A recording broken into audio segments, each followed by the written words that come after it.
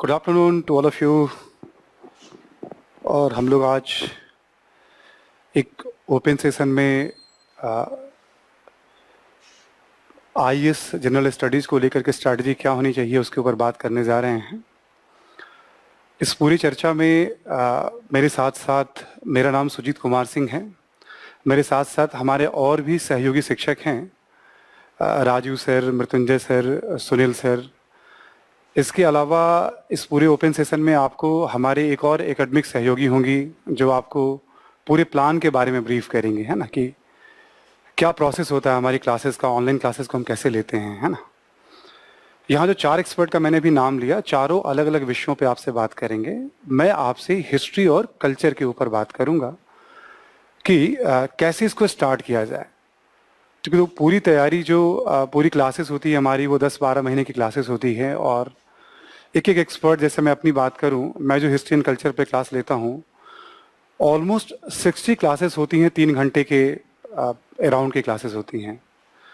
तो 180 घंटे के आसपास जो मैं लेक्चर लेता हूं पूरे जीएस के पूरे सेगमेंट के ऊपर, उसको 45-50 मिनट्स में पॉसिबल नहीं होता है कि मैं आपको ब्रीफ करूं। लेकिन ये जो सेशन है हमारा, इसमें ये है कि मैं स्टार्ट कैसे करें चीज़ों को, हम हाउ टू स्टार्ट, है ना। तो कोई भी जो स्टूडेंट्स तैयारी की शुरुआत कर रहा है, बिगनिंग वाले फेज में है, तो उसे कुछ बेसिक चीज़ों का ध्यान रखना चाहिए। और मैं जो हमारा भी सेशन होगा उसमें भी इन्हीं बेसिक चीज़ों पे फोकस करूंगा, ठीक है। क्या क्या ध्यान रखना चाहिए इस पूरे तैयारी के क्रम में, है ना। सबसे पहली बात जो नोटिस करनी चाहिए किसी भी स्टूडेंट्स को, कि उसे ये पता होना चाहिए कि वो क्या पढ़ना है उसे, ठीक है, और कैसे पढ़ना है उसे, है ना। कैसे पढ़ना है तो ये इतना आसान काम नहीं होगा कि सारी बातों को आप समझ लेंगे, लेकिन शुरुआत हमेशा यहीं पे होती है ना। किसी भी चीज़ की आप तैयारी शुरू करें, है ना, पूरे यूपीएससी की बात करें हम, तो क्या पढ़ना है और कैसे पढ़ना है एक बड़ा इंपॉर्टेंट सेगमेंट होता है। यानी हम सिलेबस की यहाँ आपसे हम बात करेंगे, हम, है ना। यहाँ हम आपसे पाठ्यक्रम की चर्चा करेंगे, अभी स्टार्ट भी इसी से करेंगे हम। दूसरा बहुत एक इम्पॉर्टेंट क्वेश्चन होता है सभी स्टूडेंट्स के लिए कि कहाँ से पढ़ें, ठीक है, कहाँ से पढ़ें, यानी दूसरे शब्दों में आपके सोर्स क्या होंगे। यदि ये हमें पता चल जाए कि मैक्सिमम क्या पढ़ना है और ये भी हमें पता चल जाए, ठीक है, कहाँ से पढ़ना है, तो एटलीस्ट जो पढ़ाई की गाड़ी होती है वो पटरी पे दौड़ने लगती है ना। तो दूसरा जिस पे मैं बात करूँगा, कहाँ से पढ़ें। तीसरा, इस पूरी पढ़ाई में एक बहुत इंपॉर्टेंट एस्पेक्ट होता है कि आप नोट्स कैसे बनाएंगे। ये भी थोड़ा जटिल प्रोसेस है, लेकिन एक इनिशियल हिंट्स तो मैं आपको दे ही दूंगा, ठीक है, एक इनिशियल हिंट्स मैं आपको दे ही दूंगा, ठीक है, कि नोट्स कैसे बनाएं। और चौथा जो टॉपिक जिस पे मैं बात करूंगा आपसे हिस्ट्री के कॉन्टेक्स्ट में, वो है कि प्रैक्टिस का इसमें क्या रोल होता है ना, अभ्यास का इसमें क्या रोल होता है। तो जो हमारा 45-50 मिनट्स का जो सेशन है, उसमें इन 4 बिंदुओं पे मैं आपसे बात करने जा रहा हूँ, है ना। मैं उम्मीद करता हूँ कि आप सभी स्टूडेंट्स को ये आइडिया होगा ज़रूर, निश्चित तौर पे, कि प्रीलिम्स का सिलेबस क्या है और कितने पेपर होते हैं प्रीलिम्स में। मैं वैसे बता दूं आपको, जो पहला एग्ज़ाम होता है यूपीएससी का, जिसको हम प्रीलिम्स कहते हैं, अभी 4 अक्टूबर को डेट उसका रखा गया इस बार कोरोना के कारण। उसमें 2 पेपर होते हैं, एक सीसेट का पेपर होता है, एक जीएस का पेपर होता है। तो जीएस वाले पेपर में 100 क्वेश्चंस होते हैं, उसमें अलग अलग चीज़ें आपको पढ़नी होती हैं, हिस्ट्री, पॉलिटी, जोग्राफी, इन्वायरमेंट, है ना, गवर्नेंस के कुछ टॉपिक होते हैं, इकोनॉमी है, नेशनल इंटरनेशनल करंट अफेयर्स पढ़ने होते हैं, जनरल साइंस पढ़ने होते हैं। एक बार आप सब सिलेबस देख लीजिएगा आप, ठीक है। मेंस जो सेकंड स्टेज होता है, मेंस होता है। मेंस में 4 पेपर होते हैं, आप सबको मैं फिर मान के चल रहा हूँ आइडिया होगा ही, है ना।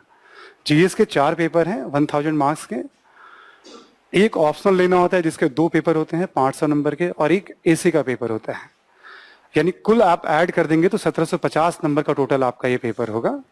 इसके अलावा हिंदी अंग्रेजी के भी पेपर होते हैं, या फिर जो संविधान में दी गई भाषा है उसमें से कोई भी एक भाषा या भाषाओं पे पेपर आप दे सकते हैं, ठीक है।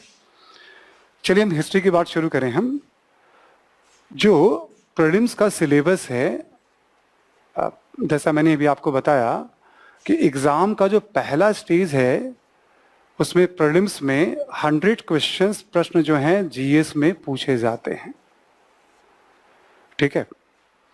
और कोई भी स्टूडेंट्स 2013 से लेकर के 2019 तक के रिकॉर्ड्स को देखें हम, यदि किसी भी स्टूडेंट्स ने 55 प्रश्न यदि सही कर लिए हैं, नकारात्मक जो नेगेटिव मार्किंग है उसको हटा करके, तो प्रत्येक स्थिति में श्योर है वो 55 में मैक्सिमम बता रहा हूं। वैसे लास्ट का जो हमारे पास कट ऑफ है अभी वो 98 यानी 49 क्वेश्चंस इसके पास करेक्ट थे, वो क्वालिफाई कर गए थे।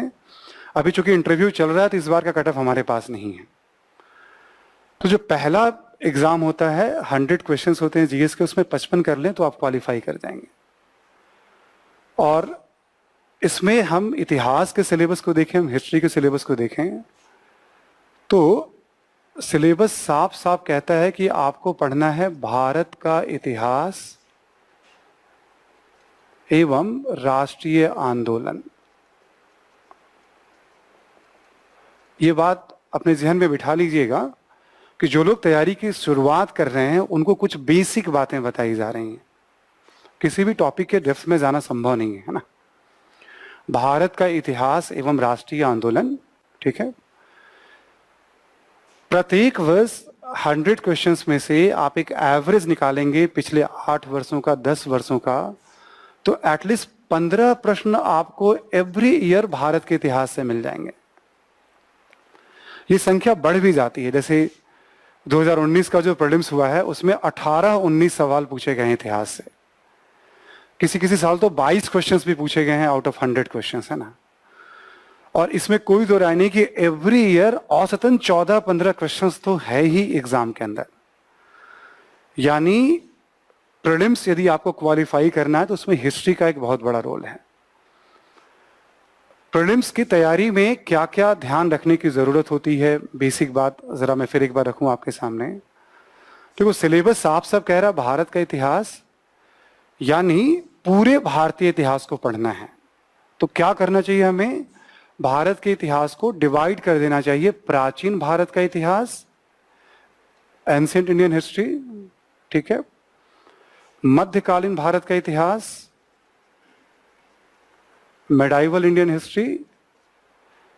आधुनिक भारत का इतिहास, ठीक है, मॉडर्न इंडियन हिस्ट्री, है ना। भारत के इतिहास जैसे हम कहते हैं वैसे हमने लिया कि प्राचीन, मध्यकाल और आधुनिक। एक पॉइंट और क्लियर कर लीजिएगा, इसमें विश्व इतिहास का कोई रोल नहीं है। यानी प्रारंभिक परीक्षा में जो भी सवाल पूछे जाएंगे वो भारतीय इतिहास से पूछे जाएंगे, ठीक है। तो इसका मतलब ये है, अलग से इसमें राष्ट्रीय आंदोलन लिखा हुआ है, मैं इसके बारे में भी आपको बता रहा हूं इसका क्या इंपॉर्टेंस है, कैसे ध्यान देते हैं हम, ठीक है। पहला एजेंडे में हमने क्या लिया है कि सिलेबस क्या पढ़ना है। तो मैं यूपीएससी का सिलेबस क्या है हिस्ट्री को लेकर प्रीलिम्स में, वो थोड़ा मैं आपको समझा रहा हूं कि कैसे स्टार्ट करना होता है हमें, ठीक है।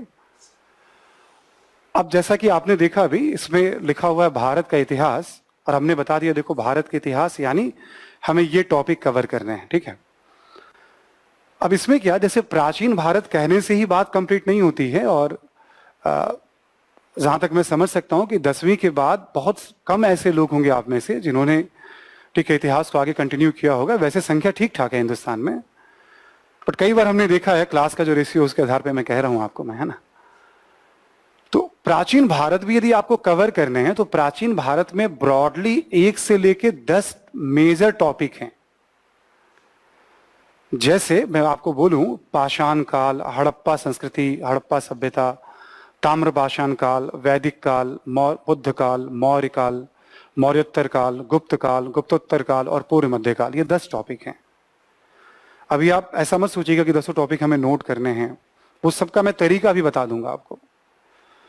तो प्राचीन भारत केवल लिखने से बात नहीं बनेगी, बाकी आपको ये 10 टॉपिक ध्यान में रखने पड़ेंगे। एग्जाम्पल के तौर पे जैसे मान लो मैंने लिया गुप्त काल सिलेबस, 10 टॉपिक में एक टॉपिक ये भी पढ़ना है आपको, और 275 ईस्वी से लेकर के 550 ईस्वी ये इनका है। तो एक गुप्त काल में आपको क्या ध्यान रखना है? गुप्तों के राजनैतिक इतिहास का ध्यान रखना है, गुप्तों के सामाजिक इतिहास का ध्यान रखना है, गुप्तों के आर्थिक इतिहास का ध्यान रखना है और गुप्तों के सांस्कृतिक इतिहास का ध्यान रखना है। क्लियर सभी को? यानी एक टॉपिक में भी आपके 4 खंड बन जाएंगे। राजनीतिक इतिहास जब भी हम कहते हैं तो 3-4 इसके पहलू होते हैं। पहला एस्पेक्ट क्या होता है राजनीतिक इतिहास का कि आप वंशावली के बारे में भी कौन किसके बाद कौन सा शासक आया उसका ध्यान रखते हैं। दूसरा एक इंपॉर्टेंट होता है प्रशासन के संदर्भ में जानकारी रखनी चाहिए। जो तीसरा एक महत्वपूर्ण पहलू इसमें होता है कुछ युद्ध हैं या साम्राज्य विस्तार, इन सब के बारे में थोड़ी जानकारी रखनी चाहिए। तो ये 3-4 बातें होती है जो राजनीतिक इतिहास में हम पढ़ते हैं। अभी आपको पहले ये समझना कि गुप्त काल में आपको पढ़ना क्या है। इसके बाद ये समझना होता है कि क्या इंपॉर्टेंट है, किस पे हमें ज्यादा ध्यान देना है। क्योंकि अभी आप स्टार्ट कर रहे हैं तो आपको यही समझना जरूरी है कि आपको पढ़ना क्या है। ठीक है। सामाजिक इतिहास में समाज में उस समय कौन कौन से वर्ण थे, जातियां थी, जातियों की गिनती नहीं करनी होती, एक समझ बनानी होती है। छुआछूत को लेकर के, महिलाओं की दशा के संदर्भ में, खान पान, पहनावा, तमाम तरह के जो संस्कार होते हैं, जन्म लेने से पहले से लेकर मरने के बाद तक के संस्कार, जिसमें विवाह संस्कार भी आ जाएगा, शिक्षा संस्कार भी आ जाएगा। जैसे अभी आप लोग बैठे हुए हैं जो तैयारी की शुरुआत करने जा रहे हैं, शिक्षा के लिए उपनयन संस्कार होता था, जब शिक्षा समाप्त होता तो समावर्तन संस्कार होता था, है ना, आश्रम व्यवस्था वगैरह, ये सब समझ बनानी होती है सोसाइटी में। आर्थिक इतिहास में हम क्या पढ़ते हैं? एग्रीकल्चर, डोमेस्टिकेशन ऑफ एनिमल्स, पशुपालन के बारे में, इंडस्ट्री, क्राफ्ट्स वगैरह के बारे में जानते हैं, ट्रेड के बारे में अध्ययन करना होता है, मुद्रा परिवहन का क्या माध्यम हो सकता है उस समय, मनी इकोनॉमी वगैरह के बारे में थोड़ा ध्यान रखना है हमें, है ना, और अर्बनाइजेशंस के बारे में थोड़ी सेंस बनानी होती है, समझ बनानी होती है ना। सांस्कृतिक इतिहास में क्या ध्यान रखना होता है? सांस्कृतिक इतिहास में हमें कई अलग अलग एस्पेक्ट का ध्यान रखना होता है। जैसे एग्जाम्पल के तौर पे मैं बताऊं, कला यानी आर्ट। कला में भी कई सारे खंड होते हैं। जैसे आप सबको थोड़ी बहुत जानकारी हो भी सकती है, स्थापत्य या वास्तुकला, आर्किटेक्चर पढ़ना होता है। ठीक है। चित्रकला यानी पेंटिंग्स की जानकारी हमें रखनी होती है। मूर्तिकला यानी स्कल्पचर के बारे में पढ़ना होता है। शिल्प यानी और भी चीजें जो बनाई जाती हैं उसके बारे में पढ़ना होता है। किसी भी काल के सांस्कृतिक इतिहास में क्या पढ़ते हैं? हम कला पढ़ते हैं। कला के अतिरिक्त हमें क्या ध्यान रखना है? धर्म के बारे में, साहित्य के संदर्भ में। ठीक है। ये 3 पहलू पे तो विशेष ध्यान रखना जब सांस्कृतिक इतिहास की बात करेंगे हम। साहित्य की जहां बात होगी वहीं पे कुछ भाषा, शिक्षा की भी थोड़ी समझ हमें बनानी होगी। ठीक है। और भी कुछ विविध पहलू हो सकते हैं जो क्लास के साथ चर्चा में हम लोग डिस्कस करते हैं, डिपेंड करता है टॉपिक के ऊपर वो, है ना। ये हमें पढ़ना ही होता है। तो मैंने आपको क्या बताया? भारत के इतिहास यानी प्राचीन, मध्य और आधुनिक। चौथा पॉइंट लिख के अभी हमने छोड़ा हुआ, इसके बारे में कुछ भी नहीं बताया है। ठीक है। जैसे प्राचीन भारत में मान लो आपने 10 टॉपिक पढ़ने हैं, मैंने एक सीरीज में नाम बताए, एक टॉपिक के अंदर आपको क्या पढ़ना होता है। 3 का मैंने सामान्य परिचय दिया, लेकिन चौथे का देखोगे आप, मैंने लिख करके परिचय दिया। आप कभी भी सुनते होगे ना कि प्रारंभिक परीक्षा में जो 15 प्रश्न पूछे जाते हैं उसमें प्राचीन और मध्यकालीन भारत से मैक्सिमम सांस्कृतिक पहलू से सवाल पूछे जाते हैं, कल्चरल एस्पेक्ट से क्वेश्चन पूछे जाते हैं। क्लियर सभी को? तो कल्चरल एस्पेक्ट यानी हम इसकी बात कर रहे हैं। सपोज दैट 15 प्रश्न में यदि एंशिएंट इंडिया से मान लो 3-4 प्रश्न पूछे जाएंगे, तो पिछले 15-20 वर्षों का ट्रेंड यही कहता है कि हो सकता है वो चारों प्रश्न इससे आ जाएं, हो सकता है 3 प्रश्न इससे आ जाएं। ठीक है। यूपीएससी सबसे ज्यादा इंपॉर्टेंस देती है कल्चर वाले खंड को। ठीक है। ऐसे ही मिडिवल हिस्ट्री से भी मान लो यदि 3-4 प्रश्न पूछे गए तो मिडिवल हिस्ट्री में भी कल्चरल क्वेश्चन से सबसे ज्यादा क्वेश्चंस आएंगे। जैसे गुप्तकालीन कल्चर की बात करें, मान लो हम कला की बात करें, तो मंदिर स्थापत्य की चर्चा होती है, चित्रकला में अजंता की चर्चा होती है, मूर्ति कला में सारनाथ कला केंद्र की चर्चा होती है, शिल्प में बहुत सारे थे जिसमें विशेषकर सिक्कों की बात होती है। धर्म की बात करें तो बौद्ध धर्म, जैन धर्म के साथ साथ ये ब्राह्मण धर्म के पुनरुत्थान का काल माना जाता है। साहित्य के दृष्टिकोण से देखें तो बड़ा ही समृद्ध काल रहा है।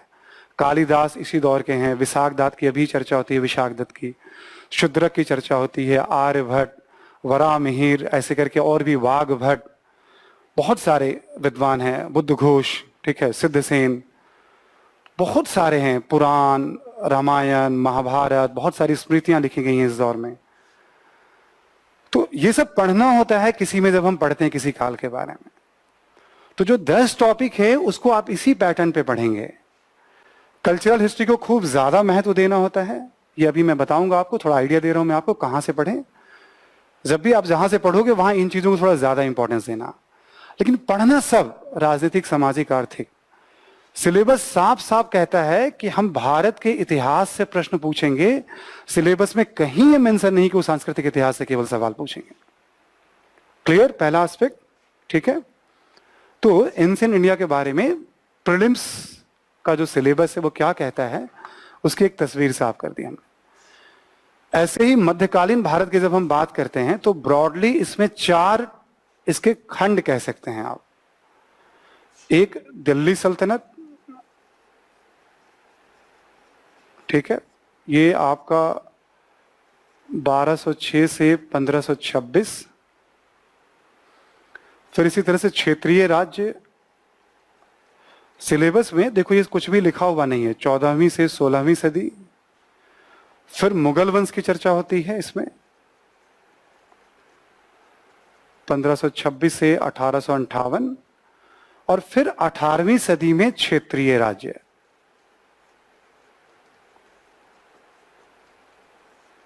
ठीक है, हम इसको 4 खंडों में बांट सकते हैं मेडिवल इंडिया को ब्रॉडली।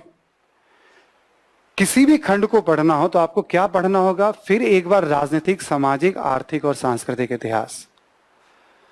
आपको फोकस किस पे ज्यादा करना होगा, फिर एक बार सांस्कृतिक इतिहास पे। जैसे मान लो सल्तनत काल आप पढ़ रहे हो तो दिल्ली में बहुत सारी इमारतें बनी हैं, कुतुब मीनार से लेके अलाई दरवाजा, कुब्बतुल इस्लाम मस्जिद है, कई मकबरा है, लोधी गार्डन में कई मकबरा है ना, कुछ गुंबद बने हुए हैं, और भी अजमेर के अंदर मिलेंगे, बदायूं के अंदर मिलेंगे, अलग अलग जगहों से। क्षेत्रीय राज्य पढ़ोगे फिर आपको सेम, यानी इन चारों खंड में फिर एक बार आपको कल्चर पे ज्यादा ध्यान देना है। लेकिन क्या नहीं करना है, फिर एक बार आपको राजनीति, समाज, अर्थव्यवस्था को इग्नोर मत करिएगा। क्यों इग्नोर मत करिएगा, ठीक है, क्योंकि सिलेबस कहता है भारत का इतिहास, तो पूरा भारत का इतिहास पढ़ के जाइए। आमतौर पे लोगों में क्या हैबिट थी कि सांस्कृतिक इतिहास को पढ़ के चले जाते थे प्रीलिम्स में। पिछली बार कुछ ऐसा हुआ है कि मध्यकाल के राजनीतिक इतिहास से 3 प्रश्न पूछ लिए गए हैं, जहां पॉइंट कुछ कुछ परसेंटेज पे हजारों लोगों का प्रीलिम्स रुक जाता है, वहां 3 प्रश्न बहुत मायने रखते हैं। और यदि पूछा गया है तो वो सिलेबस के अकॉर्डिंग पूछा हुआ है। आप यदि पूरे पेपर को एनालाइज करोगे, यूपीएससी के पेपर को, 10 साल, 20 साल, 30 साल के पेपर को, तो मेडाइवल इंडिया के पॉलिटिकल हिस्ट्री से 3 प्रश्न इकट्ठे आपको किसी भी साल नहीं मिलेंगे। लेकिन सिलेबस में था तो यूपीएससी ने पूछ लिया उसको। तो आपको गलती नहीं करनी है। हाँ, राजनीतिक इतिहास पढ़ने में आपको सावधानी बरतनी है। बहुत ऐसा भी नहीं पढ़ना है, जैसे मान लो आप रजिया सुल्तान के बारे में पढ़ रहे हो तो हसन करलुक कौन था, कुतलुक ख्वाजा कौन था, मलिक याकूत कौन था, जुनैदी कौन था, एतगिन कौन था, अल्तुनिया कौन था, यानी ठीक है, हमें इस तरह के तमाम घटनाक्रम पे नहीं।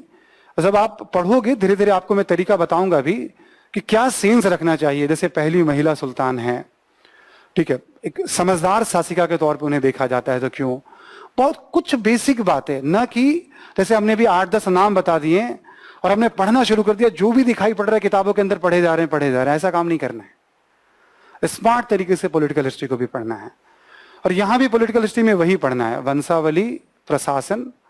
अब देखो, जो हमने कहा ना 2-3 सवाल पूछे गए, सारे सवाल प्रशासन से पूछे गए और महत्वपूर्ण पहलू पूछे गए हैं। ठीक है, तो महत्वपूर्ण चीजों को पढ़ना है, इसका ध्यान रखना है। आधुनिक भारत के इतिहास की बात की जाए, जैसे भी सिलेबस में था भारत का इतिहास एवं राष्ट्रीय आंदोलन, तो आधुनिक भारत के इतिहास को जब भी आप पढ़िए तो इसको आप 3 भागों में बांटने की आदत डाल लीजिए। आप एक 1750 से लेकर के 1857 तक का इतिहास पढ़िए। दूसरा 1857 से 1947 तक का इतिहास पढ़िए। तीसरा 1947 से 64 या 91। जब भी पढ़िए तो ये बैठा लीजिए कि मुझे 3 खंडों में पढ़ना है। भारत का इतिहास का मतलब ये नहीं कि 47 में खत्म। प्रायः किताबों में नेहरू काल की चर्चा अब होती ही होती है। तो मैं कुछ बेसिक जो गलतियां होती है ना जब हम शुरुआत करते हैं, शुरू से ही थोड़ा ब्रॉड आइडिया लेके चलेंगे तो कठिनाई नहीं होगी, है ना। पहले वाले खंड में भी कई टॉपिक्स हैं, जैसे अंग्रेजों ने हिंदुस्तान को जीता, उसको ब्रिटिश विस्तार कहते हैं। टॉपिक का कैसे चयन करेंगे मैं इकट्ठे भी आपको आइडिया दे दूंगा, है ना। टॉपिक इसके अंदर क्या क्या पढ़ना होता है। इकोनॉमिक पॉलिसीज हैं, कॉन्स्टिट्यूशनल डेवलपमेंट हैं, रिवोल्ट्स हैं, सोशियो रिफॉर्म मूवमेंट्स हैं, बहुत सारी मिसलेनियस चीजें हैं इसके अंदर जो पढ़नी है हमें। सेकेंड फेज जो आपका हमने लिया है, खास करके इसके लिए हमने ये ब्रेकअप भी किया है अभी। ये यहां पे आप एक वर्ड यूज कर सकते हैं, राष्ट्रीय आंदोलन, यानी अंग्रेजों को निकालने के लिए जो कुछ भी किया गया, जो भी एफर्ट लगाए गए 57 से 1947 के बीच में। आपने सिलेबस में क्या देखा, क्या लिखा हुआ है, भारत का इतिहास एवं राष्ट्रीय आंदोलन। इसका क्या मतलब है? इसका मतलब है कि राष्ट्रीय आंदोलन को अलग से सिलेबस में हाईलाइट किया गया है। तो क्या होगा इससे, जो 15 प्रश्न पूछे जाते हैं, 15 प्रश्न में प्रायः 5 से लेकर के 7-8 सवाल हिस्ट्री में राष्ट्रीय आंदोलन से पूछे जाते ही हैं, या इसकी संभावना रहती ही रहती है। न्यूनतम 4-5 प्रश्न तो एवरी ईयर पूछे जाते हैं, न्यूनतम। यानी पूरे भारतीय इतिहास में क्या पढ़ना है आपको, तो प्राचीन, मध्य और आधुनिक। कैसे पढ़ना है, तो तरीका हमने बता दिया आपको। और पूरा सिलेबस कवर करने के बाद आपको क्या ध्यान देना है, सांस्कृतिक इतिहास पे ज्यादा ध्यान देना है और राष्ट्रीय आंदोलन पे बहुत ज्यादा ध्यान देना है। यानी 2 चीजों पे आप मास्टरी करोगे, नंबर ऑफ रिवीजन ज्यादा करोगे, ठीक से पढ़ोगे, तो 15 प्रश्न में इस बात की पॉसिबिलिटीज रहेगी कि आप 10-11 सवाल आसानी से सॉल्व कर ले जाओगे। देखो 55% जो होता है ना, सेफ होता है, बहुत ज्यादा सेफ होता है। 15 में यदि आप 10 सवाल कर रहे हो तो निश्चित तौर पे 55% से ज्यादा ही कर रहे हो आप। क्लियर सभी को? तो 47 से 64 या 47 से 91 जो मॉडर्न इंडिया का तीसरा खंड है, सिलेबस में ये भी नहीं लिखा हुआ है, लेकिन कम से कम नेहरू एरा की जितनी भी पॉलिसीज हैं वो पढ़नी चाहिए। प्रीलिम्स में थोड़ा बहुत गैप करके 1-2 साल के अंतराल पे यहां से भी 1-2 प्रश्न पूछ लिए जाते हैं। जैसे मान लो वल्लभ भाई पटेल ने रियासतों का विलय किया, सपोज दैट। कश्मीर का विवाद आया तो कश्मीर ने कब हस्ताक्षर किया था? 26 अक्टूबर, ठीक है, 1947 को, है ना। जूनागढ़ का मसला आया था, हैदराबाद का मसला आया था, क्या क्या हुआ, कहाँ ऑपरेशन पोलो चला, कहाँ सेना उतारनी पड़ी, कहाँ जनमत संग्रह कराया गया, ठीक है। ऐसे करके हमें कुछ कुछ चीजों को पढ़ना होता है ना। जब संविधान बना तो राज्यों को 4 वर्गों में बांटा गया था, A, B, C और D। बी में देसी रियासतों को रखा गया था। 56 में राज्यों का पुनर्गठन हुआ था, है ना। जब इंदिरा जी जब प्रधानमंत्री थी तो 70-71 में प्रीवी पर्स को समाप्त कर दिया गया था, है ना। तो मैं जस्ट एक एग्जांपल दे रहा हूं कि केवल देसी रियासतों के संदर्भ में भी आप 8-10 इंफॉर्मेशन पढ़ सकते हैं, और प्रश्न पूछे जा रहे हैं और पूछे जाएंगे। तो जब हम एक बार समझ लेते हैं ना कि भारत का इतिहास का मतलब क्या, तो थोड़ा काम इससे आपका आसान हो जाएगा और आप फोकस भी हो सकते हैं कि आपको कहां ध्यान देना है। 3 खंड तो हमने यहां बता ही दिए थे आपको। चौथा खंड मैंने लिख के छोड़ा था, यहां पे बताऊं आपको। हिस्ट्री वाले पोर्शन में ना कुछ करंट से भी सवाल होते हैं, करंट अफेयर से भी सवाल होते हैं। आप देखोगे प्रायः हिस्ट्री का कोई ना कोई टॉपिक हमेशा न्यूज में रहता है। टीपू सुल्तान तो हर एक साल न्यूज में रहता है। एग्जाम्पल के तौर पे मैं बताऊं, टीपू सुल्तान की बात करें तो हर एक साल न्यूज में रहते हैं ना। कोई ना कोई घटनाक्रम किसी न किसी रूप में इतिहास सामने आएगा। हमें क्या करना होता है कि एक साल में जो जो चीजें न्यूज में रही, हमारी एक मंथली मैगजीन आती है, उसमें हम 4-5 पेज का हर महीने हमें कवर करते हैं, हम क्या क्या पूरे महीने में न्यूज में था, और उससे रिलेटेड हिस्टोरिकल इंफॉर्मेशन क्या हो सकते हैं, उस पर काम करना होता है। इसके अलावा मॉडर्न कल्चर से संबंधित, मान लो क्लासिकल डांस है, क्लासिकल म्यूजिक है, 26 जनवरी पे कोई विशेष बात हो रही है, या भारत सरकार कल्चर को प्रमोट करने के लिए कोई विशेष काम कर रही है, या अपने कल्चर के क्षेत्र का कोई भी आइकॉन मान लो दुनिया में कहीं पे परचम लहरा रहे हैं। अभी देखोगे कोरोना पीरियड में पूरी दुनिया में भारतीय आयुर्वेद, ठीक है, और जो हमारा योग है और प्राणायाम है, पूरी दुनिया में इस समय निश्चित तौर पे धूम मचा रहा है। इसको बायस होकर मत देखिएगा। जो लोग कोरोना पीड़ित हैं कहीं पे भी, वो या तो आप देखोगे स्टीम लेते हैं इस समय, ठीक है, या आयुर्वेदिक तौर तरीके से अपना उपचार कर रहे हैं, अपार्ट फ्रॉम जो मेडिसिन होते हैं वो भी ले रहे हैं वो। तो आप देखोगे जैसे ये सब चीजें बहुत चर्चा में हैं, है ना। तो क्या क्या चीजें चर्चा में रहती हैं उसको ध्यान रखना होता है। वहां से भी क्वेश्चंस एवरी ईयर आने के चांसेस रहते हैं, एटलीस्ट 2 क्वेश्चंस की संभावना दिखती है मुझे। मैं केवल क्लासिकल म्यूजिक की बात करूं तो कर्नाटक संगीत से 5 साल में 2-3 सवाल पूछ लिए गए हैं, डांस से कुछ सवाल पूछ लिए गए हैं, संविधान के अंदर जो प्रमुख भाषाएं उससे संबंधित कुछ सवाल पूछ लिए गए हैं। तो it's a very important part जो पहली नजर में तैयारी में हम इग्नोर कर देते हैं, हम समझ नहीं पाते कि उसको कैसे पढ़ें हम। क्लियर सभी को? भारत का इतिहास एवं राष्ट्रीय आंदोलन को कैसे पढ़ना है वो सिलेबस आपके सामने रख दिया मैंने, और खंड वाइज आपको हमने बता दिया, है ना।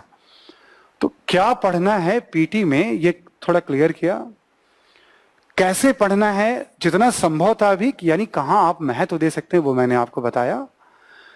राजनीति का एक एग्जाम्पल देके बताया, राजनीति में ज्यादा इन्वॉल्व नहीं होना है आपको, पढ़ना है आपको।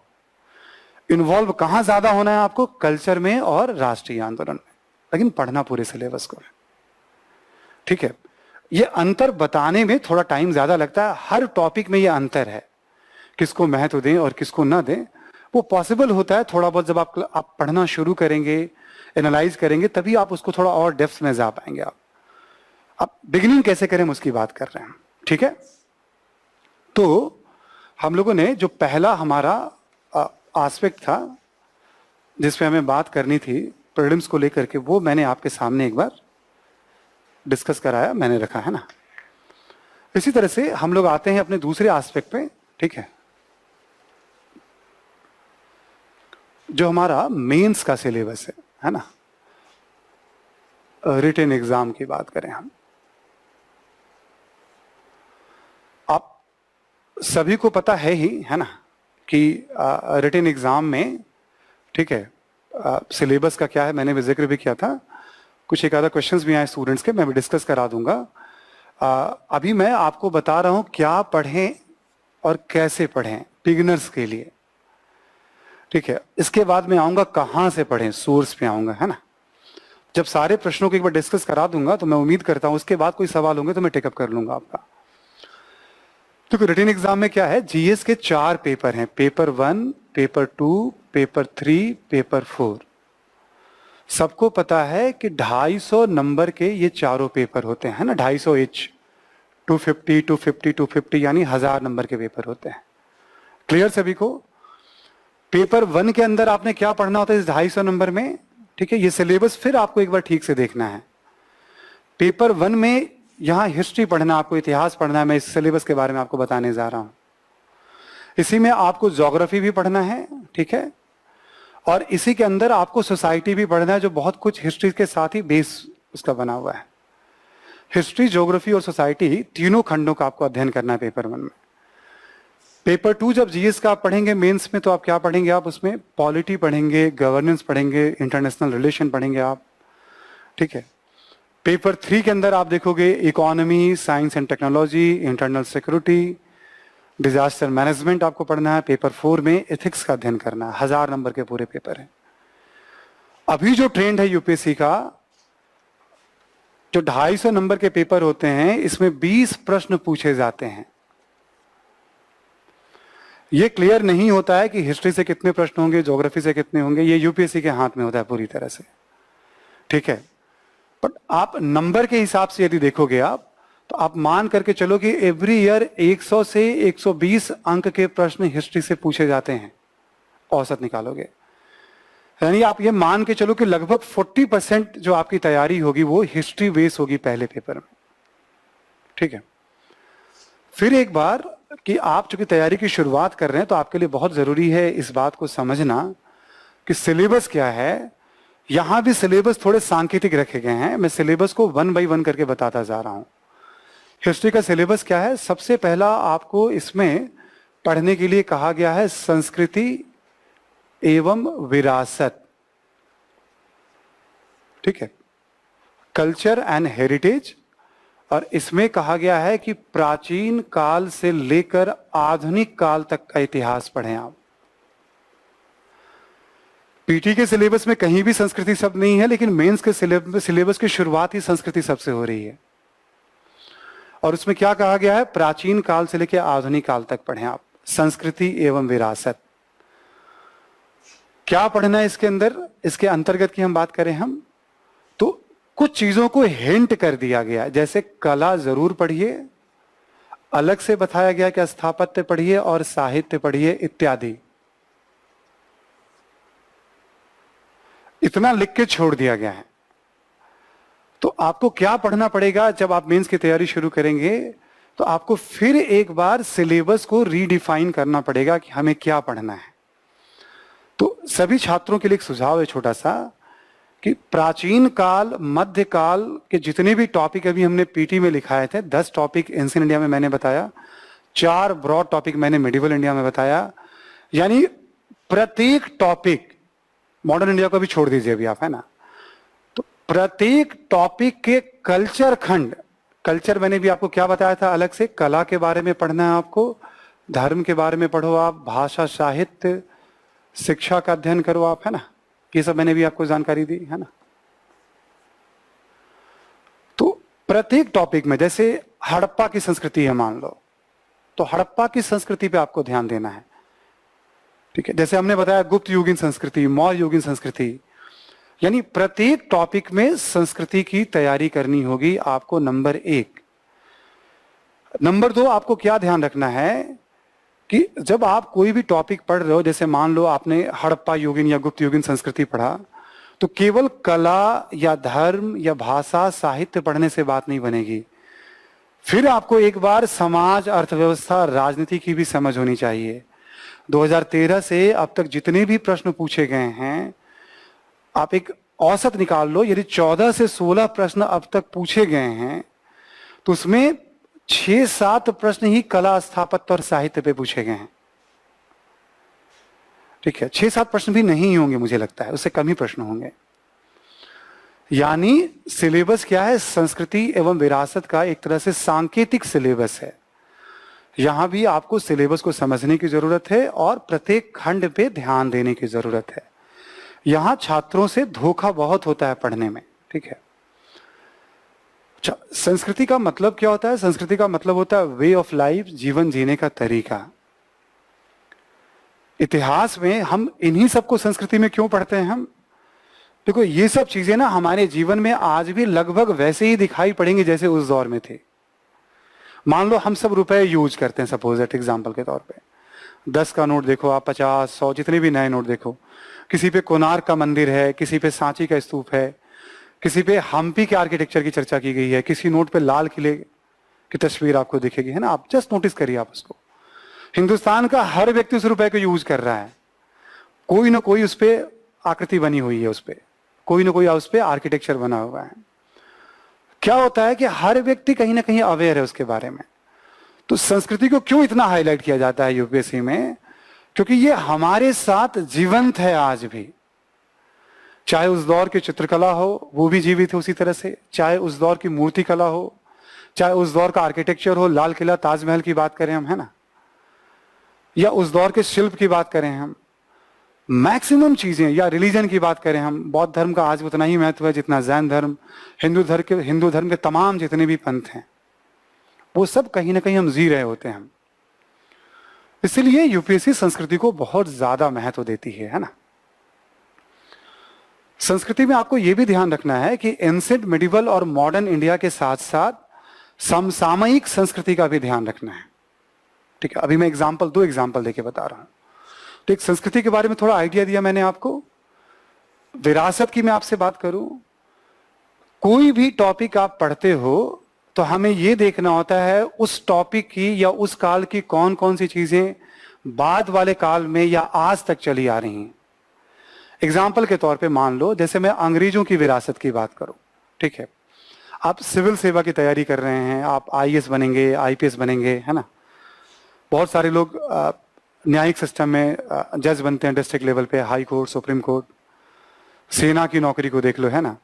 तो ये आधुनिक सिविल सेवा, सेना, पुलिस, न्यायिक ढांचा, ये जो सिस्टम आज भारत में चल रहा है, ये पहली बार इस तरह का सिस्टम किसके समय आया? तो अंग्रेजों के समय आया। हम क्या कहेंगे? ये अंग्रेजों की विरासत है। भारत में शासन कैसे करते थे अंग्रेज? कानून बना के करते थे, कानून के शासन की अवधारणा, कानून के समक्ष सब बराबर होंगे, इसकी अवधारणा। ये जो आईपीसी के बारे में सुनते होगे आप, आईपीसी, सीपीसी, सीआरपीसी, इन सब की शुरुआत किसने करी? अंग्रेजों ने करी। मैं जस्ट एक एग्जांपल दे रहा हूं आपके सामने। ये क्या हुआ? ब्रिटिश कालीन विरासत, एक एग्जांपल देके हमने बोला। इसके नकारात्मक पहलू भी हैं। विरासत सकारात्मक भी हो सकते हैं, विरासत नकारात्मक भी हो सकते हैं, विरासत मूर्त भी हो सकता है, विरासत अमूर्त भी हो सकता है। यूनेस्को का नाम आप सभी लोगों ने सुना होगा। भारत में जितने भी मूर्त धरोहर हैं, जितने अमूर्त धरोहर हैं, ठीक है, यूनेस्को जिसको संरक्षण के लिए फंड देती है, भारत सरकार के साथ मिलकर जिसका वो ध्यान रखती है, उसकी पूरी आपको एक लिस्ट मिल जाएगी उसमें, मूर्त और अमूर्त दोनों धरोहर की, है ना। तो विरासत बहुत इंपॉर्टेंट है, और कम से कम 13 से लेकर 19 के बीच में 4 से 5 प्रश्न तो केवल विरासत पे पूछ लिए गए हैं। मैं एग्जाम्पल के तौर पे बोलूं, जैसे हड़प्पा के काल के जो नगर नियोजन है, उस दौर की संस्कृति, उससे हम क्या सीख सकते हैं आज? हड़प्पा सभ्यता जब हम पढ़ते हैं तो ऐसे देखना होता है। एक सवाल ऐसा और घुमा करके पूछा गया था कि हड़प्पा के दौर की कौन कौन सी चीजें आज भी हमारे जीवन में हैं।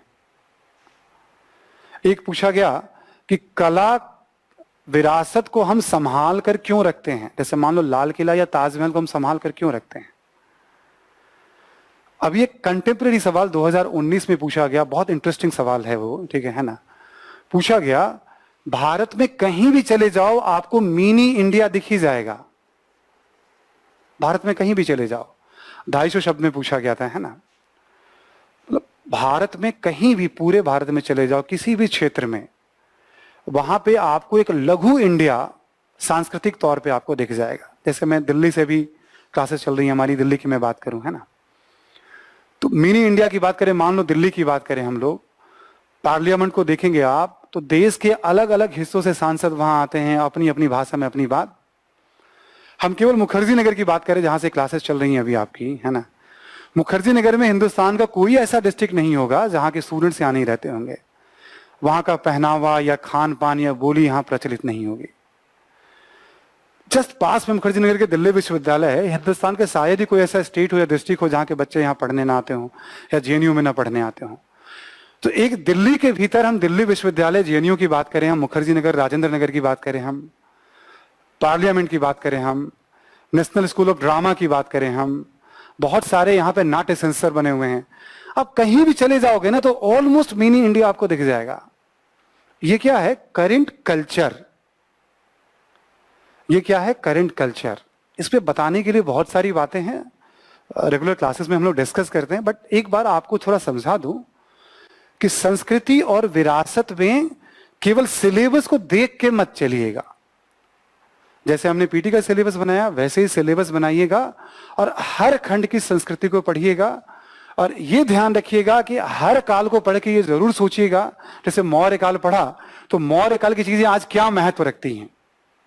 कहने की जरूरत नहीं है, सारनाथ स्तंभ का जो प्रतीक है वो हमारा राष्ट्रीय प्रतीक है। क्या क्या चीजें आज हमारे जीवन में है ना, ऐसे पढ़ने की आदत डालिएगा। एक हो गया आपका, है ना। दूसरा, मैं मॉडर्न इंडिया के बारे में थोड़ा आपको बता दूं, आधुनिक भारत के बारे में। मैं क्या बता रहा हूं आपको? मेंस का सिलेबस, मेंस में ये लिखा हुआ है, ठीक है। आधुनिक भारत का सिलेबस आप ऐसे समझ लीजिए, आप एक लाइन में, कि 1750 से लेकर वर्तमान तक पढ़ना है, ठीक है। 1750 से लेकर आपको वर्तमान तक पढ़ना है। क्लियर सभी को? तो आपने क्या करना होगा, अभी हमने क्या किया था, मॉडर्न इंडिया को 3 भागों में बांटा था, आपको ध्यान है ना। पहला पार्ट, दूसरा पार्ट और तीसरा पार्ट, तीनों में कौन कौन टॉपिक आएंगे अभी मैं टॉपिक बता दे रहा हूं आपको, है ना। यानी कंप्लीट पढ़ना है। सिलेबस क्या कह रहा है पढ़ने के लिए? महत्वपूर्ण घटनाएं, व्यक्तित्व, मुद्दे, स्वतंत्रता संघर्ष में देश के अलग अलग हिस्सों का योगदान, महत्वपूर्ण घटनाएं, व्यक्तित्व, मुद्दे, आजादी के बाद का भारत, ऐसे करके सिलेबस छोड़ दिया गया है। यानी एक लाइन में क्या पढ़ना है आपको? 1750 से लेकर के वर्तमान तक पढ़ना है।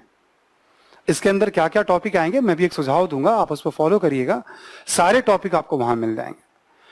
मॉडर्न इंडिया को पढ़ने में सावधानी क्या रखिएगा आप, ठीक है, यदि आप एग्जाम के लेवल पे जाना चाहते हैं तो पहला, पूरे मॉडर्न इंडिया को आप थीम बेस पढ़ने की कोशिश करिएगा। कैसे पढ़िएगा आप? Theme base. एग्जाम्पल के तौर पे जैसे मान लो हम अंग्रेजों की भू राजस्व नीति या आर्थिक नीति पढ़ रहे हैं, है ना, तो हम पूरे आर्थिक नीति को पढ़ेंगे हम, है ना। इसमें मान लो अंग्रेजों की भू राजस्व को पढ़ रहे हैं हम। भू राजस्व बोले तो जैसे zamindari system, ryotwari system, mahalwari system, है ना। मैं किसी टॉपिक पे बात नहीं कर रहा हूं आपसे, मैं बस जनरल आइडिया दे रहा हूं।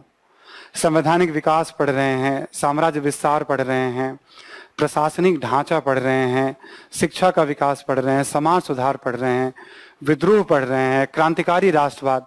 हम कुछ भी पढ़ें, एक तरह की टॉपिक को कंप्लीट व्यू बनाना है हमें। यदि हम इस तरह की आदत डालेंगे तो मॉडर्न इंडिया में बहुत अच्छा करेंगे हम एग्जाम, चाहे पीटी हो या मेंस।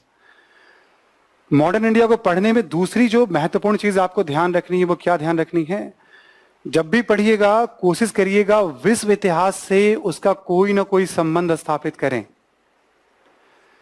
एग्जाम्पल के तौर पे जैसे मान लो अंग्रेजों ने भू राजस्व नीति, जमींदारी बंदोबस्त, रैयतवाड़ी बंदोबस्त, महलवाड़ी बंदोबस्त, भारत में किसानों से राजस्व लेने के लिए 3 सिस्टम इंट्रोड्यूस किया।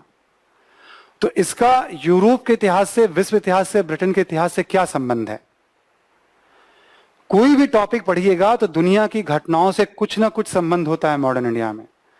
बहुत अच्छा करना है तो हमेशा थोड़ी वैश्विक संदर्भ की आपको नजर रखनी है। तीसरा, मॉडर्न इंडिया जब भी पढ़िए, जैसे मान लो हमने पढ़ा अंग्रेजों की भू राजस्व नीति, तो अंग्रेज 15 अगस्त 47 को चले गए। तो हमें हर टॉपिक में यह भी समझना है कि इस टॉपिक को पढ़ने के बाद, आजादी के बाद इस क्षेत्र में हम कहां थे। यानी अंग्रेजों ने भारतीय कृषि को कहां छोड़ा और भारतीय किसानों को कहां छोड़ा। कोई भी टॉपिक, शिक्षा को कहां छोड़ा, सामाजिक मुद्दे को कहां छोड़ा, प्रशासन को, संवैधानिक विकास को, किसी भी टॉपिक को पढ़िएगा तो 15 अगस्त 47 में आके एक बार सोचना जरूर है टॉपिक को एंड करके। यानी उन चुनौतियों को लेकर के फिर हमने आगे बढ़ना शुरू किए हैं। 3 चीजों का विशेष ध्यान रखिएगा आप, ठीक है, जब भी आप पढ़िएगा।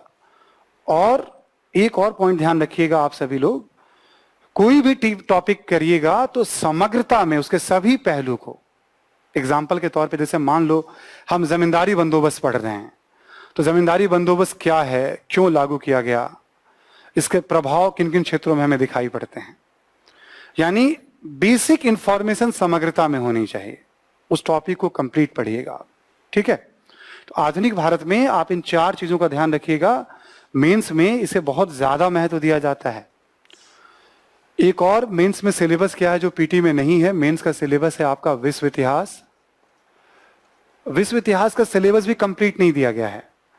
विश्व इतिहास में क्या कहा गया है? 18वीं सदी की घटनाएं, जैसे कि, ठीक है, 6-7 टॉपिक लिख के छोड़ दिया गया इसमें। औद्योगिकरण, उपनिवेशीकरण, उपनिवेशीकरण, दोनों विश्व युद्ध, राष्ट्रीय सीमाओं का पुनः सीमांकन, साम्यवाद, समाजवाद और पूंजीवाद, इतने ही टॉपिक लिख के छोड़ दिए गए। जब भी विश्व इतिहास पढ़ें तो आपको क्या ध्यान रखना है? एक ध्यान रखना है 1700 से लेकर के 1991 के बीच में जितनी महत्वपूर्ण घटनाएं जो दुनिया को प्रभावित करती है, जैसे मान लो अमेरिकी क्रांति। अमेरिकी क्रांति पे 2 बार सवाल आया, बट अमेरिकी क्रांति सिलेबस में कहीं नहीं लिखा हुआ है। 2019 में फ्रांसीसी क्रांति पे, 2020 में फ्रांसीसी क्रांति पे भी सवाल आया अभी मेंस में, अमेरिकी क्रांति पे भी सवाल आया मेंस में, बट सिलेबस में ना तो कहीं फ्रांसीसी क्रांति लिखा हुआ है, ना कहीं अमेरिकी क्रांति लिखा हुआ है।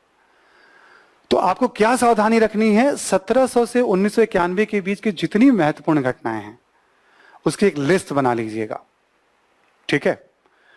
दूसरी सावधानी क्या रखनी है, किसी भी राष्ट्र का इतिहास नहीं पढ़ रहा, आप फ्रांस का इतिहास पढ़ रहे हो या ब्रिटेन का इतिहास या अमेरिका का इतिहास या भारत का इतिहास, यहां थीम का इतिहास पढ़ना होता है। जैसे मान लो सिलेबस दिया हुआ है उपनिवेशीकरण, एग्जाम्पल देके मैं बता रहा हूं आपको, है ना। तो सबसे पहले कुछ यूरोपीय देशों ने, ब्रिटेन ने, पुर्तगाल ने, स्पेन ने, कुछ यूरोपीय देशों ने सबसे पहले अफ्रीका के सीमावर्ती इलाके, North America, South East Asia, इन सब क्षेत्रों पे कब्जा किया। कब? आप मान के चलो एक तरह से 1600 से लेकर के 1800 के बीच में, मोटे तौर पे, या आप मान लो 1500 से 1800 के बीच में। क्यों कब्जा किया था? व्यापारिक फायदे के लिए। उसके बाद क्या हुआ, पश्चिम यूरोप में एक मशीनी क्रांति हुई, औद्योगिक क्रांति हुई। इन देशों ने क्या किया, इन क्षेत्रों पे अपनी पकड़ मजबूत बनाई ताकि वो अपने उत्पादों को भारत सहित दुनिया के किसी देशों में बेच पाए। तो जैसे हम उपनिवेशीकरण पढ़ रहे हैं, तो पहला चरण क्या था, व्यापारिक कारणों से पश्चिमी यूरोपीय देशों ने उपनिवेश बनाए, यानी किसी देश पे कब्जा किया। दूसरा चरण क्या है, औद्योगिक कारणों से यूरोपीय देशों ने उपनिवेश बनाए, ठीक है। जैसे भारत में बाजार के तौर पे भारत को यूज किया गया, किसी भी देश को। तीसरा चरण क्या है, 1860, और उसके बाद यूरोपीय देशों ने जिन देशों पे कब्जा किया था वहां निवेश किया ताकि वो अधिक से अधिक मुनाफा कमाए। चौथा चरण क्या है, 1945 से लेकर 1970 के बीच में 100 से अधिक देश स्वतंत्र हो गए। तो इन यूरोपीय देशों ने क्या किया, IMF, वर्ल्ड बैंक, नाटो, इन सब के द्वारा, उनके पास तकनीक थी, राजनीतिक कब्जा तो ज्यादा नहीं रह गया इनका, तो किसी भी देश के, कमजोर देश की आर्थिक नीतियों के प्रभावित करते थे। यह प्रक्रिया अभी चल ही रही थी कि पांचवा चरण आप देखोगे, जिसको हम डाटा कॉलोनाइजेशन कहते हैं, हम डाटा उपनिवेशीकरण कहते हैं, हम इसको लेके भी दुनिया में खूब बहस चल रही है। इसको थीम कहते हैं, थीम बेस्ड स्टडी कहते हैं। इसमें ऐसा नहीं, इसमें हो सकता है कभी यूरोप का, कभी अफ्रीका का, कभी एशिया का, ऐसे पढ़ना होता है। अभी आपने देखा होगा कुछ समय पहले अमेरिका के अंदर एक जबरदस्त कॉन्फ्लिक्ट चल रहा था, रेशियल कॉन्फ्लिक्ट। भाई मुझे भी सांस लेने दो, ब्रीदिंग स्पेस चाहिए। आपको ये कॉन्फ्लिक्ट समझना होगा तो अमेरिका का निर्माण कैसे हुआ, उसकी सामाजिक संरचना समझनी होगी, अमेरिका के संविधान को समझना होगा, अमेरिका में सिविल वॉर को समझना होगा, और मार्टिन लूथर किंग के द्वारा जो सिविल राइट्स मूवमेंट चलाया गया था उसको समझना होगा। और ये चारों आप कब समझोगे, चारों सिलेबस में मेंशन नहीं है, लेकिन पढ़ना ही होगा आपको। तो विश्व इतिहास का सिलेबस बहुत ही डायनेमिक है। 2 एग्जाम्पल हमने दिया, मेरा टाइम ऑलमोस्ट ओवर हो चुका है, कुछ और बेसिक बातें आपसे करनी है, ठीक है। तो थीम बेस्ड स्टडी करनी है आपको। एक पहला सजेशन, दूसरा सजेशन, तीसरा सजेशन मैं आपको इसमें दे रहा हूं कि विश्व इतिहास जब भी पढ़िएगा तो मॉडर्न इंडिया का साथ साथ थोड़ा ध्यान रखिएगा। मॉडर्न इंडिया पढ़िए तो विश्व इतिहास का ध्यान रखिए। दैट्स इट, इससे ज्यादा अभी बात करना पॉसिबल नहीं है मेरे लिए अभी, है ना। स्टार्टिंग कुछ बातें हमने बताई, और दूसरा जो इंपॉर्टेंट फेज है हमारा, आ जाइए आप इस पे, कहां से पढ़ना है हमें, ठीक है। आप लिख लीजिएगा, आप लिखना चाहें तो। प्राचीन, मध्यकालीन, दोनों का मैं सोर्स बता रहा हूं, पीटी और मेंस का, ठीक है। एक राम शरण शर्मा की किताब आती है प्राचीन भारत में, आप सभी लोग नोट कर लेंगे। मध्यकालीन भारत में सतीश चंद्र की किताब आती है, और आधुनिक भारत में बिपिन चंद्र की किताब आती है। आधुनिक भारत में बिपिन चंद्र की किताब आती है।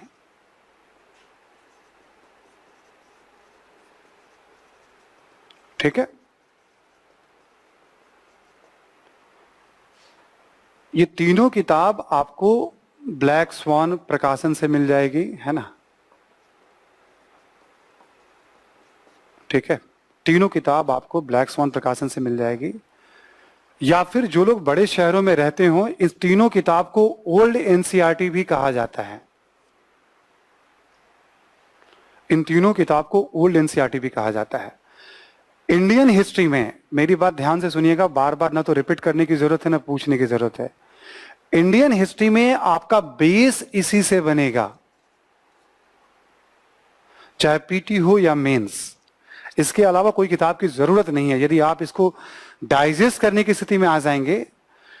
डाइजेस्ट एक एक चैप्टर पे, जैसे मान लो एग्जाम्पल के तौर पे बिपिन चंद्रा का 3rd चैप्टर है, केवल 3rd चैप्टर पे यदि क्लास लेते हैं हम लोग कई बार ऑप्शनल वगैरह के लिए, तो 10 घंटे 15 घंटे 20 घंटे की क्लास चलती है केवल एक चैप्टर के ऊपर लेना चाहें तो।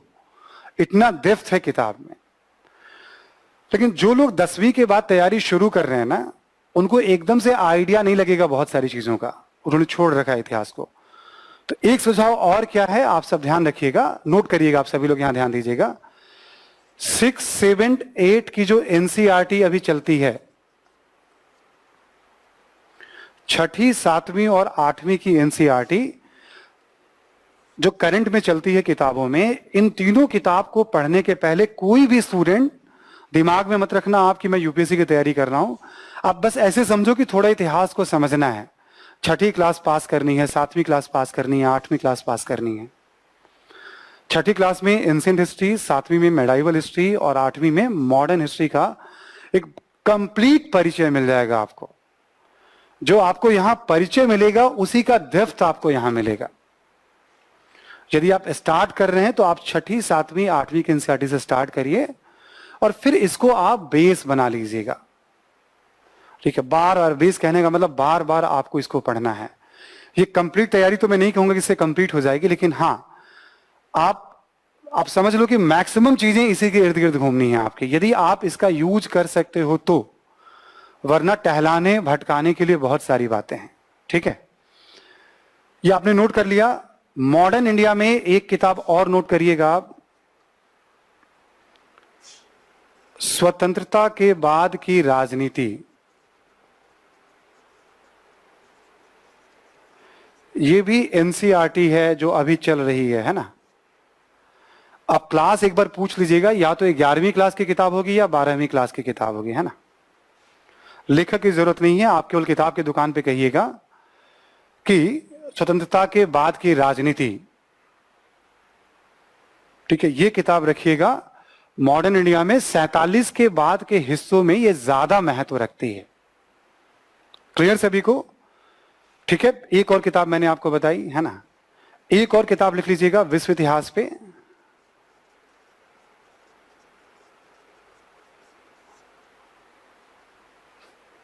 विश्व इतिहास पे लिख लीजिए आप 9th और 10th की एनसीईआरटी, 9th और 10th की एनसीईआरटी। साथ में ये भी लिख लीजिए आप विजन आईएएस का स्टडी मटेरियल।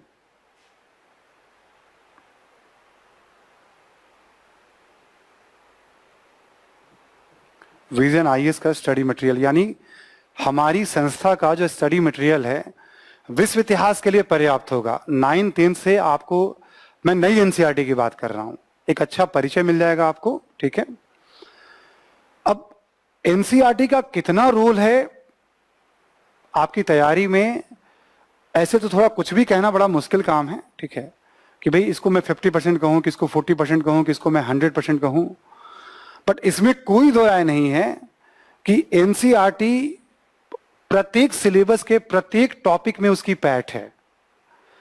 यदि आप खुद से तैयारी कर रहे हैं तो आपको विश्व इतिहास में तो किसी और मैटर की जरूरत नहीं पड़ेगी।